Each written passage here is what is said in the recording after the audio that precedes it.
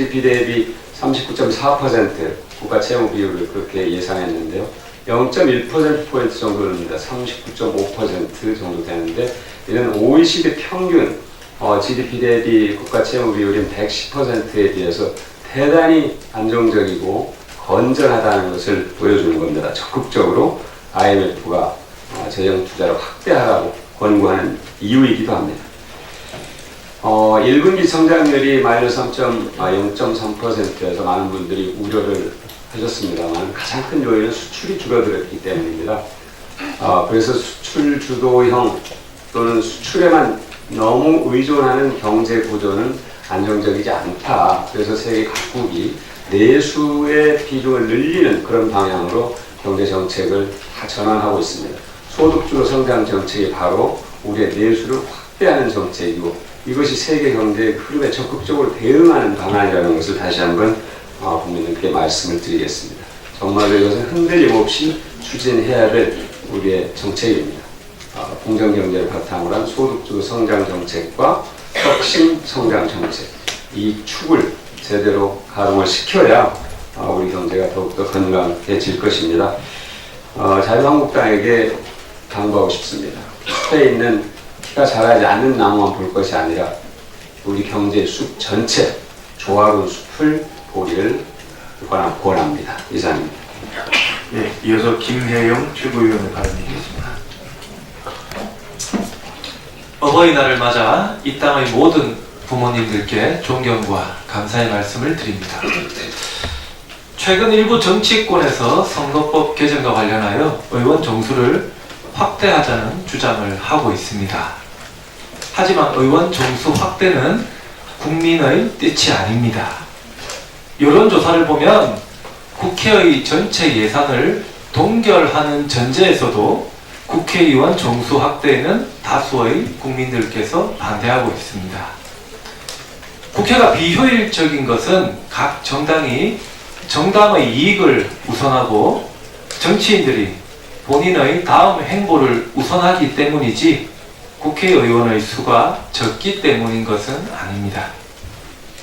지금 국회의원 정수를 확대하자는 주장은 마치 학생이 가지고 있는 문제집도 풀지 않으면서 친구가 가지고 있는 다른 문제집이 좋아 보인다고 엄마에게 이것도 사달라고 조르는 격입니다.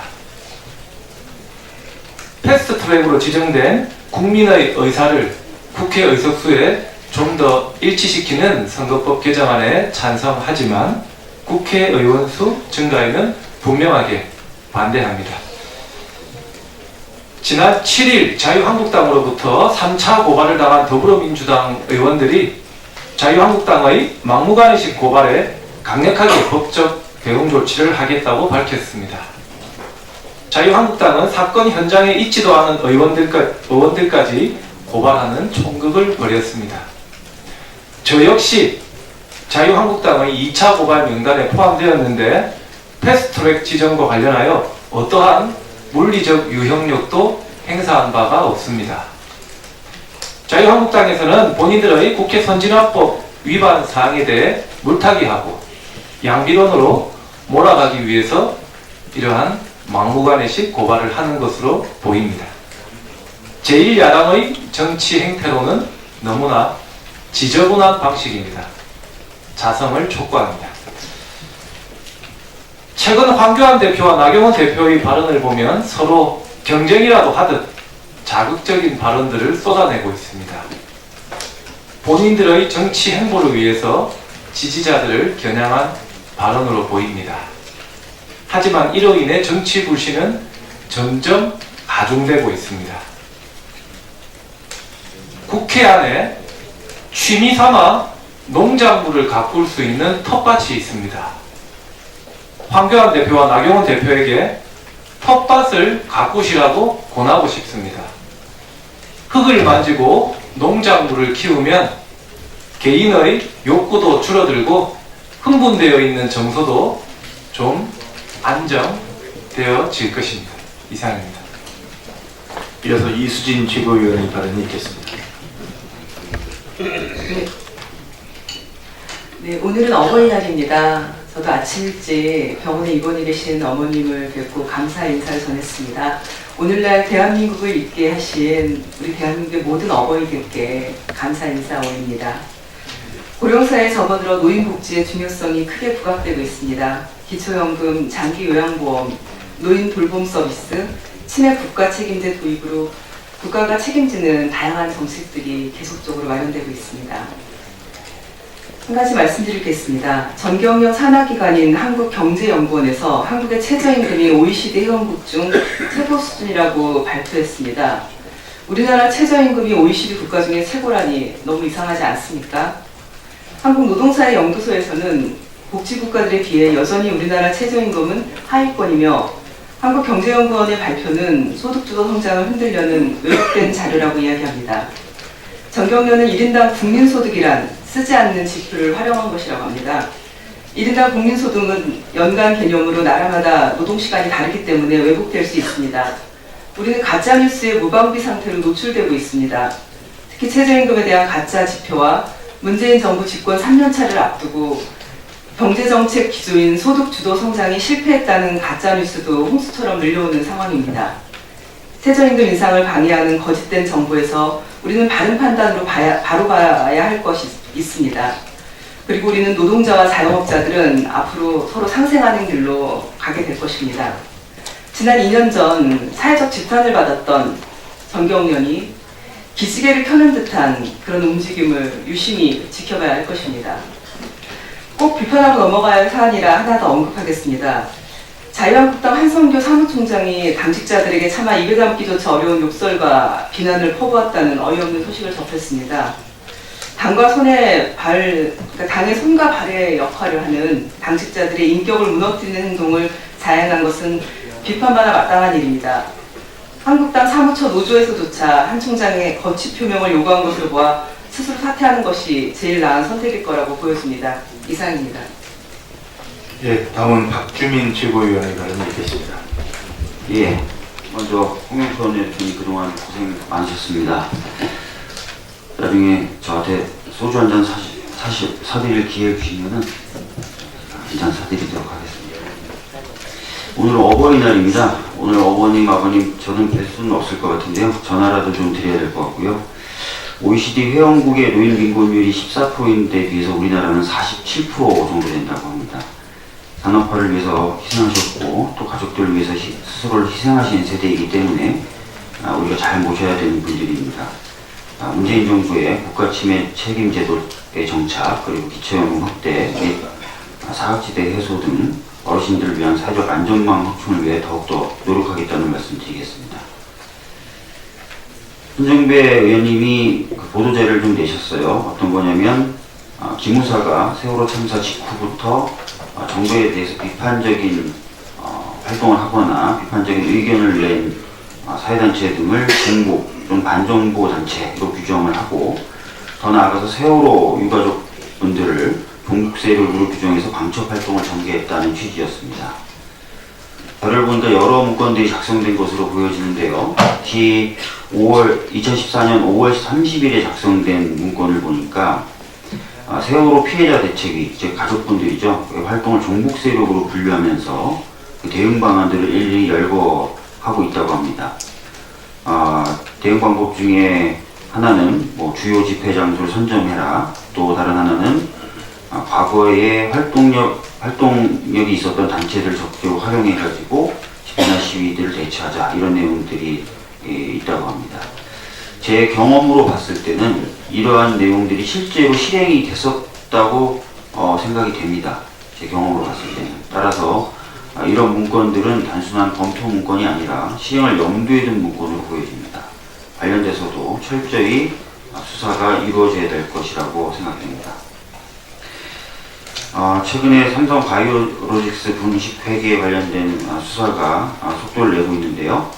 삼성 바이오로직스와 자회사인 에피스라는 회사에서 서버를 빼돌리거나 직원들의 휴대전화, 컴퓨터 등에서 이재용 부회장을 뜻하는 단어 또는 박근혜 전 대통령을 뜻하는 단어들을 검색해서 삭제하는 일이 벌어졌던 것이 아닌가라는 보도가 줄을 잇고 있습니다. 좀 더 신속한 수사가 필요할 것 같고요. 관련돼서 우리 당 박용진 의원의 이야기를 좀 전하겠습니다. 박용진 의원은 관련돼서 뭐라고 얘기를 했냐면요. 이재용 사건의 2심 재판부가 경영권 승계 작업은 존재하지 않았다는 변호인의 주장을 받아들여 이재용 부회장에게 일부 무죄를 판결하고 집행유예를 선고했는데 지금 검찰은 이 판결이 잘못되었음을 보여주는 수많은 증거를 찾아냈다라고 얘기했고요. 대한민국의 사법정의가 바로 서려면 이재용 부회장에 대한 대법원의 전원합의체 판결을 서둘러서는 안 된다라고 얘기를 했습니다. 저도 동감을 표하고요. 이런 부분도 역시 신중하게 고려될 필요가 있다라고 생각합니다. 자유한국당 의원들의 막말이 이어지고 있고 그 수위가 높아지고 있습니다. 김무성 의원의 경우에 지난 2일 날 4대강 고 해체 저지 범국민연합이라는 단체가 주최한 행사에 나와서 4대강 고 해체를 위한 다이너마이트를 빼앗아 문재인 청와대를 폭발시켜버리자라고 말했다고 합니다. 막말의 수준이 도를 넘고 있습니다. 제가 봤을 때 이제 남은 막말은 특정 정치인을 겨냥해서 살해 협박을 하는 정도 수준 아닐까 생각될 정도인데요. 이런 막말이 도대체 어떤 문제를 해결하는 데 도움이 될 것인가 심히 의문스럽습니다. 야당은 이제 막말과 선동정치를 그만두고 국회로 복귀해야 됩니다. 예전에 김대중 대통령께서 야당 총재 시절에 이렇게 말씀하셨다고 합니다. 야당에게 최고의 투쟁의 장은 국회다. 그렇습니다. 야당의 최대 투쟁의 장이 국회가 활짝 열려 있습니다. 들어오셔서 같이 싸우고 같이 논의하고 같이 민생을 챙겼으면 좋겠습니다. 이상입니다. 그럼 서른 최고위원을 받아뵙겠습니다. 북한과 미국 사이에 비핵화 협상이 교착된 가운데 지난 4일 북한은 저강도 무력 시위를 감행했습니다. 하노이 정상회담 결렬 이후 장기화되고 있는 북미 협상 교착 국면에 판을 흔들려는 정도의 의도일 뿐이지 남북과 한미 관계를 위협하는 심각한 상황은 아니라고 보입니다. 폼페이오 장관도 미국 북한 미사일이 대화의 분위기를 깰 정도로 심각한 것이 아니라고 평가를 했습니다. 미국 역시 미사일이냐 아니냐는 군사적 정의보다 그 행위가 갖는 정치 외교적 메시지에 초점을 맞추어서 판단을 내린 것으로 보입니다. 또한 미국은 긴급한 식량 지원을 비롯해서 북한에 대한 인도적 지원은 경제제재와 관련이 없다면서 북한과의 대화 국면 유지를 위한 유연한 입장도 밝혔습니다. 통일부는 지난 2017년 남북교류협력 추진협의회를 열고 유니세프와 WFP의 북한 모자 보건 영양지원 사업에 800만 달러를 공유하는 방안을 의결했지만 아직도 집행하지 못하고 있습니다. 저는 여러 차례에 걸쳐서 북한에 대한 800만 달러 인도적 지원을 해야 한다고 주장을 했었습니다. 그런데 지금도 전혀 집행이 되지 않고 있습니다. 만일에 북한에 대한 인도적 지원 800만 달러를 했더라면은 북한이 지강도이긴 하지만은 무력 시위를 했을까 하는 생각을 하게 됩니다. 판단과 그리고 타이밍, 결단 이 부분에 대한 새로운 생각을 해봐야 될 것 아닌가 하는 아쉬움이 많습니다. 국제기구 조사에 따르면 올해 북한 식량 사정은 가뭄 등으로 인해서 10년 만에 최악의 상황인 것으로 보여집니다. 긴급한 식량 부족을 해결하려면 136만 톤의 식량 지원이 필요하다고 합니다. 이상 지원도 하고 있지만 대북 제재로 비료나 연료, 농기계가 턱없이 부족한 상황에서 발생한 인위적 재난에 가까운 실정이라고 합니다. 같은 동포로서 우리 정부가 대북 지원에 발벗고 나서야 할 것이라 생각됩니다. 대북 인도적 지원은 남북, 북미 대화 재개를 위한 고리구실도 할 수 있습니다. 북한은 미국의 태도 변화만 기다릴 것이 아니라 문재인 대통령이 이미 제안한 4차 남북 정상회담에 적극적으로 화답해야 할 것이라고 생각합니다. 남북 정상회담이 열린다면 여러 문제들을 포함한 모든 것을 터놓고 얘기할 수 있을 것일 터입니다. 북한의 적극적인 응답을 기대하는 바입니다. 이상입니다. 이어서 남인순 최고위원을 받아뵙겠습니다. 예, 오늘은 1973년부터 법정 기념일인 어버이날입니다. 그동안 전쟁과 산업화, 민주화를 거쳐서 대한민국을 만들어 주신 모든 이 땅의 어버이들께 감사를 드립니다. 하지만 현재 상황을 보면 아직도 많은 어르신들이 빈곤 속에 살고 계십니다. 두 분 중에 한 분이 빈곤 인구이고요. 특히 이제 일부리에 소속된 노인 계층이 많습니다. 그래서 문재인 정부에서는 노인복지제를 좀 확대하면서 기초연금 부분에 있어서 소득하위 20% 노인들 134만 명에게 25만 원 기초연금을 30만 원으로 인상해서 지금 집행을 하고 있습니다. 그리고 치매국가 책임제도 좀 내실 있게 하기 위해서 어제 복지부에서 지역의 치매안심센터에서 독거노인 대상 치매 검진을 실시해서 취약계층에 대한 치매 예방 및 관리를 강화하겠다는 계획을 발표했습니다. 아직도 많이 부족합니다. 어르신들이 편안한 노후를 보낼 수 있도록 민주당은 최선을 다하도록 하겠습니다. 예, 지난 그 어린이날 참 안타까운 소식이 있었습니다. 한 가족이 빚과 생활고에 시달리다가 극단적인 선택을 하게 된 사건이었는데요. 이 가족이 7천만 원의 빚으로 개인 회생 절차를 밟고 있었는데 그 부모가 모두 실직을 하면서 그 개인 회생 제도를 통해서 월 80만 원씩 빚을 변제하고 있었지만 실직으로 아마 이 빚을 변제할 수 없게 되자 극단적인 선택을 하게 된 것입니다.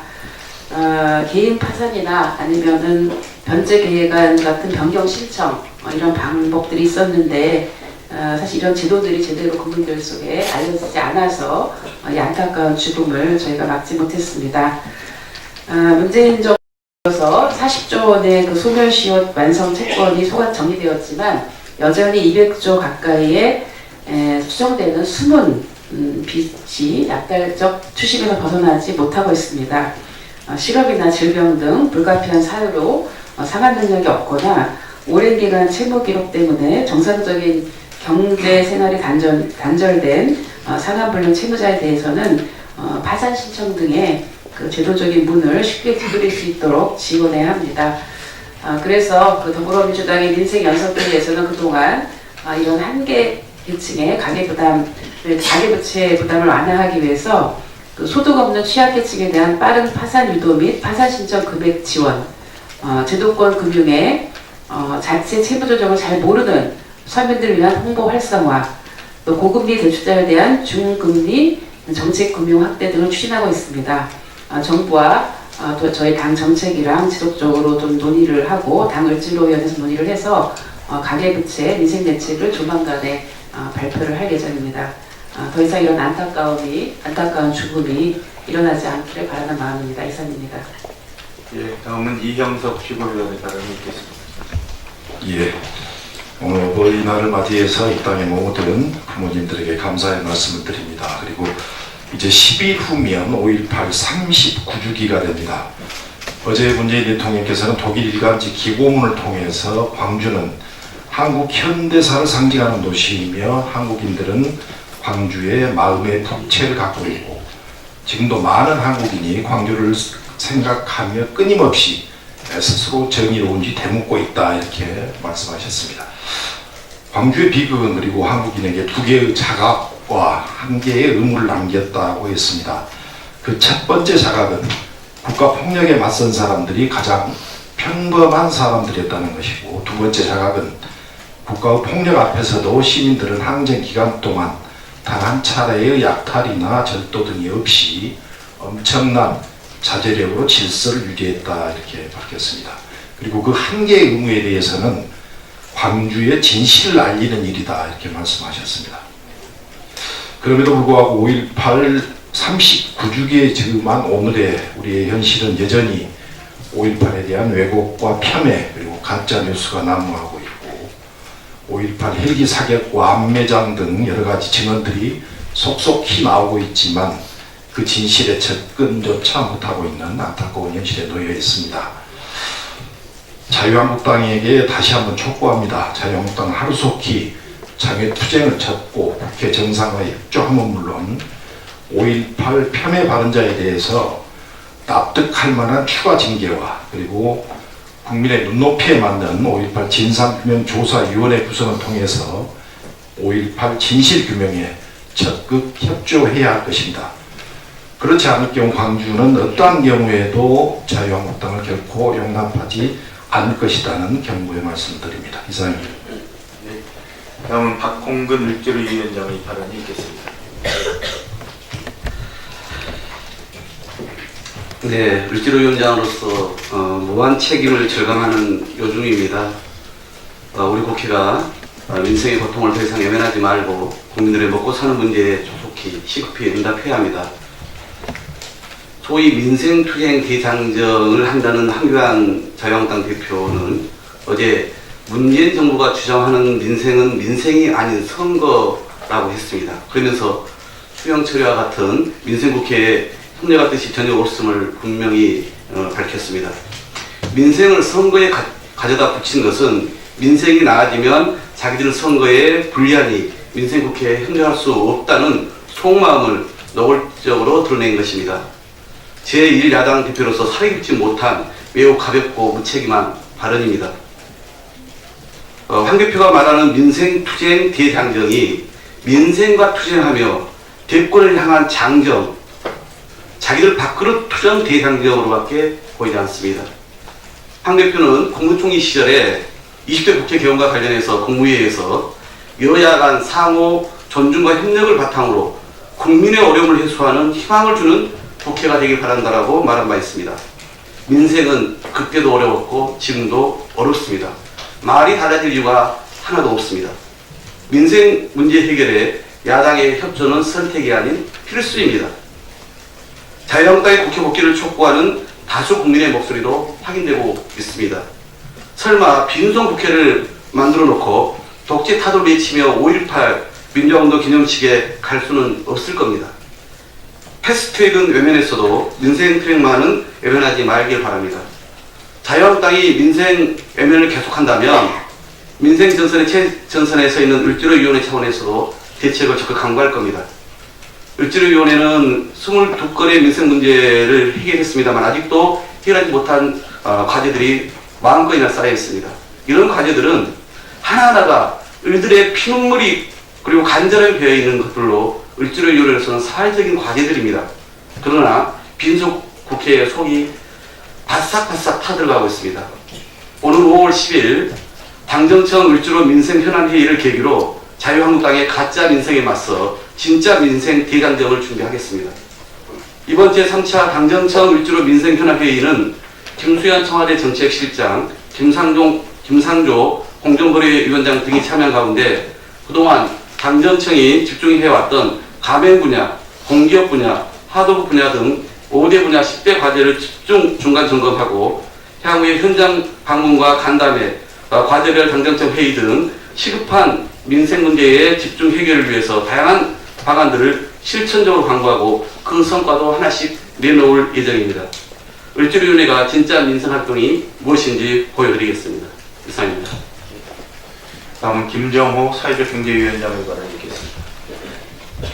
네. 전국 사회적경제위원장 김정호입니다. 지난 2월 25일 날 3기가 출범을 했습니다. 이번 전국위원회는 단순히 상설위원회가 아니라 17개 광역 지역위원회 그리고 167개 기초단위별 지역위원회 이렇게 기반으로 한 전국 조직입니다. 또 지난해 지방선거에서 우리 민주당 소속 자치단체장이 151분이 당선되셨는데 그 중에 40여 명이 사회경제연대, 연대경제, 지방정부 협의회를 구성해서 이번 3기 전국 사회적경제위원회에 적극적으로 결합하고 있습니다. 이제 기초단체 차원에서도 당정 협치가 본격화될 수 있을 거라고 봅니다. 최근에는 사회적 경제 관련 입법을 발의하신 우리 의원님들 중심으로 국회 차원의 입법 추진위원회를 구성했고 또 지방자치단체에서도 지방조례 추진위원회를 구성을 했습니다. 이제 사회적 경제 관련된 입법과 조례 등을 보다 본격적으로 우리 의원님들이 중심이 되어서 보다 강력하게 추동할 예정입니다. 또 사회적 경제 관련해서 정책에 대해서 지도 자문을 해주실 전국의 32분의 부문별 전문가들이 정책 자문위원으로 위촉되셨습니다. 지난 4월 30일 날 입법 추진위원과 정책 자문위원들이 함께 연석회의를 했는데요. 여기서 얘기된 몇 가지만 말씀드리면 지금까지 사회적 경제 분야가 부처별로 마을기업, 자활기업, 사회적 기업, 협동조합 등으로 주로 창업하는 사회적 경제 기업들에게 그 지원이 찔끔찔끔 되어 왔었습니다. 현재 사회적 경제 관련된 입법이 통과되지 않는 조건에서 우리 문재인 정부 들어서 사회적 경제 기업 수가 늘고 일자리도 10,000개 정도 양적인 확대가 있었습니다만 정작 스케일을 키우거나 또 새로운 영역으로 진출하는 등의 질적 발전에는 여전히 미약하다, 한계가 있다, 이런 지적들이 있었습니다. 그래서 앞으로 우리 당이 앞장서서 관련된 입법들을 적극 추동하고 또 현행제도 하에서라도 공공기관부터 사회적 가치를 실현하는 사회적 경제 분야의 촉진자 역할을 적극적으로 요청을 하셨고요.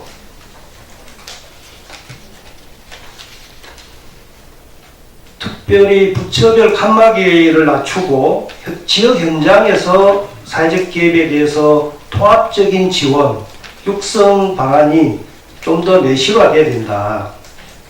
그래서 당이 앞장서서 새로운 영역으로 사회적 경제 분야가 진출해 가는데 활성화시킬 수 있도록 특별히 사회가치 연대 기금 등 사회적 금융 이 부분에 좀 강화가 당에 앞장서서 해주셨으면 좋겠다, 이런 건의가 있었고요. 아무튼 이제 사회적 경제 생태계를 활성화시키는 그런 플랫폼 역할을 할 수 있도록 특별히 우리 당의 지도부께서 적극적인 관심과 지원을 요청하셨습니다. 예, 이상입니다. 예, 다음 김두관 참 좋은 지방정부위원회 상임위원장이 발언드리겠습니다.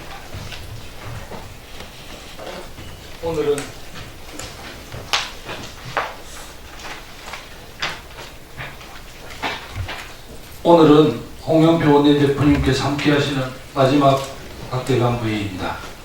원내대표 취임 후에 지방선거를 압도적인 승리로 이끌어 주셨고 그 결과 전국의 많은 지방정부와 지방의회들을 우리 더불어민주당이 책임지게 되었습니다.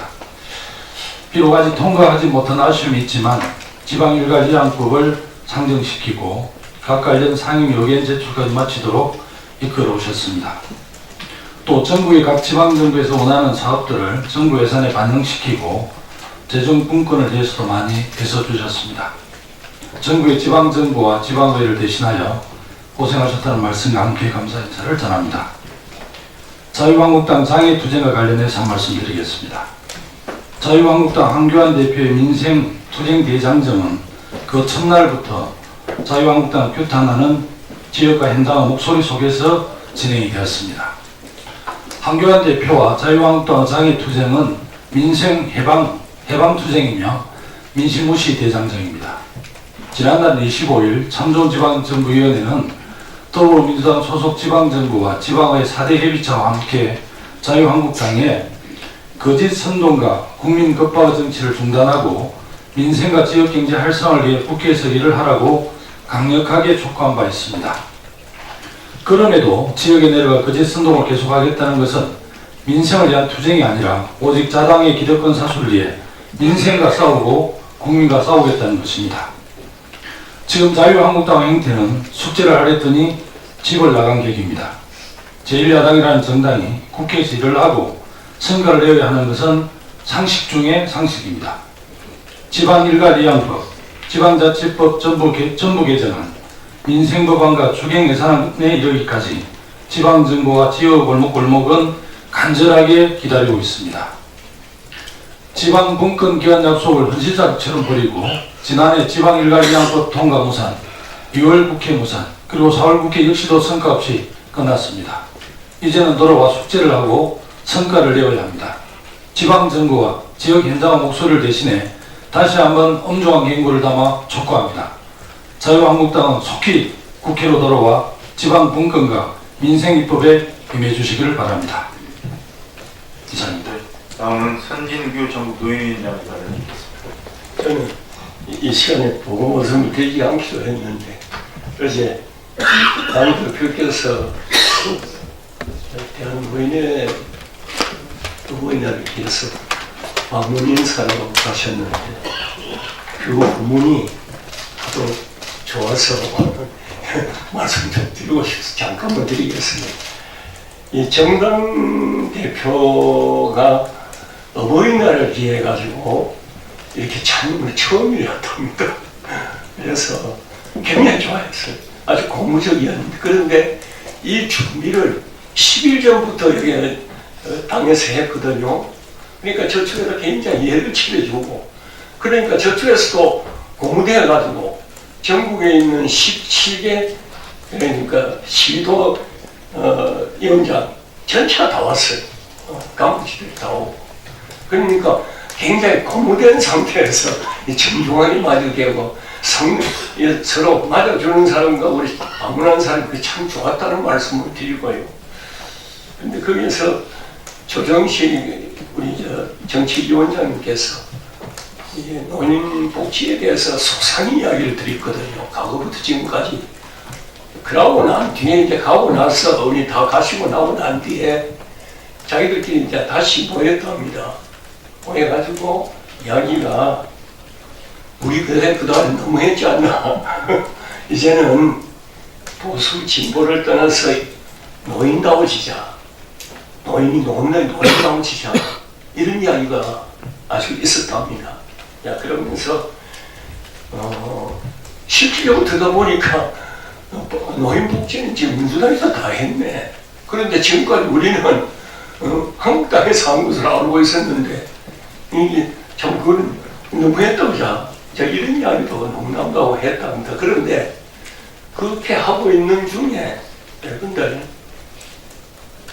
한국당에서 내일 3시에 어버이날 방문하겠다고 연락이 왔답니다. 그 장소에. 그러니까 아무튼 그 이야기는 더 이상 할 것 없고 그래서 저한테 좀 험한 소리를 해서 노인다워지라. 자식 중에서도 좋은 자식도 있고 나쁜 자식도 있는데 전부 다 따뜻거려야 되지. 인내를 갖고 잘 말해줬으면 좋겠다. 저 그렇게 했습니다. 네, 저 이야기 마치겠습니다. 네, 고맙습니다. 혹시 추가로 발언하실 분 계십니까? 안 계시면 공개회의는 이걸로 마치고 이어서 비공개회의로 진행하겠습니다. 언론인 여러분과 보좌진 여러분께 협조를 부탁드립니다.